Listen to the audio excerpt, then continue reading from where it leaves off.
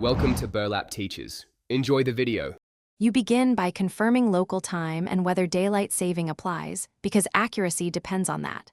Once done, put the watch face up on a soft cloth and remove any straps if needed. This prevents damage. Make sure you have the correct tool for the crown or case screws. If your watch is mechanical, wind it to ensure smooth gear movement. If quartz, verify the battery is healthy. These first steps let you change time without forcing components or losing synchronization. You now access the movement by pulling the crown to the time-setting position. Observe whether the second hand stops, because hacking lets you sync precisely. Turn the crown in steady, controlled motions, small increments, until hours and minutes match the target. Do not force resistance. For watches with a date, make sure you are outside the 9 p.m. to 3 a.m. window, because the date change mechanism is engaged then and can be damaged. Once close, fine-tune minutes to match a reference clock exactly.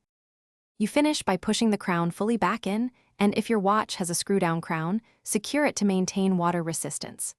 Once resealed, reset any secondary hands or AM/PM indicators and reattach straps.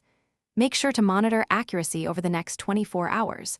Small deviations are normal, but larger errors indicate regulation issues.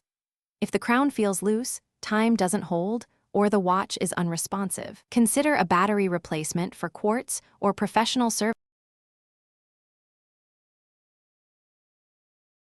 Thanks for watching. Consider subscribing if this video helped you.